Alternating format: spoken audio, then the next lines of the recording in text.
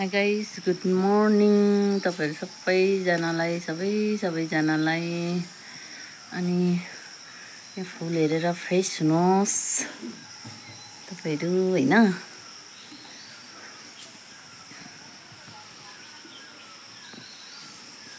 तपाईहरु सबैजनाको दिन शुभ रहोस् अनि मेरो पनि।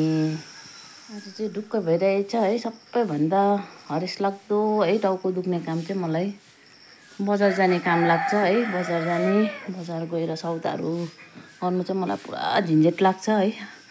र पनि के गर्नु, महिनामा एकताल त गर्नै पर्छ। अनि हेर्नु सौदाहरू टन्न हाले, अब ढुक्कै भयो सौदा कस्तो छिटो तुरिहाल्छ फेरि हैन।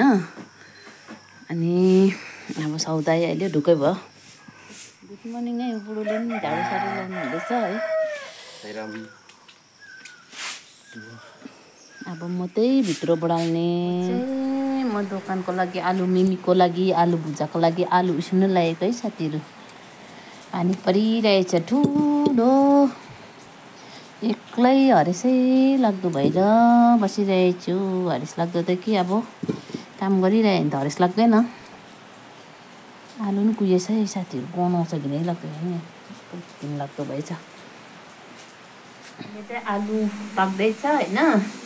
अनि एकपट्टि चाहिँ खोले बसाल्दिन्छु बाख्राको लागि, किनभने मान्छे चाहिँ बिजी भएकै राम्रो त घरमा है, बिजी नै भएको राम्रो।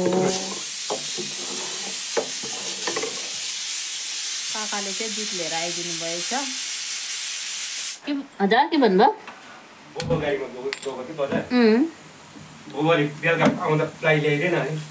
प्लाई पानी पुरा परिरहेको थियो, फेरि सामान मेरै भक्कु थियो गाडीमा।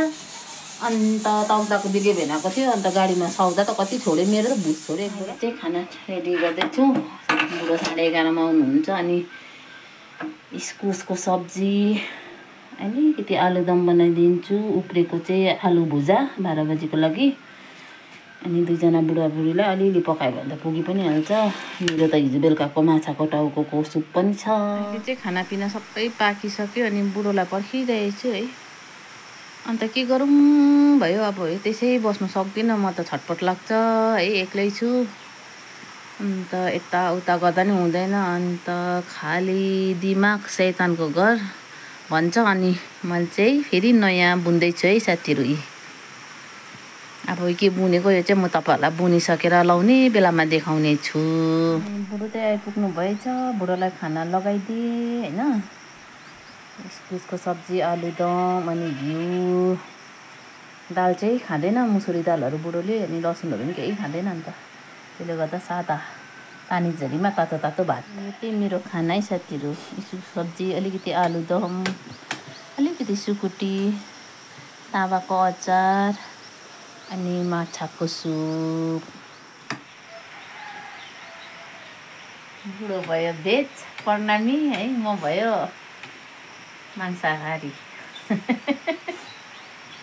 ल साथीहरु, होइन बाहिर चाहिँ यस्तो डरलाग्दो गरम छ, घाम लागिरहेछ, डरै लाग्दो, बाहिर निस्किसक्नु छैन। अनि यहाँ म चाहिँ बुन्दै बसिरहेछु हिजो अघिको होइन। अब यो चाहिँ के बुनेको तपाईहरुलाई बुनिसकेर देखाउने छु साथीहरु। ल फ्यानको सिधा बसेर मुनि बसेर टाइम पास। अब के गर्नु, जसरी भने दिन त कटाउनै छ है, घरमा कोही छैन, हरेसै लाग्दो।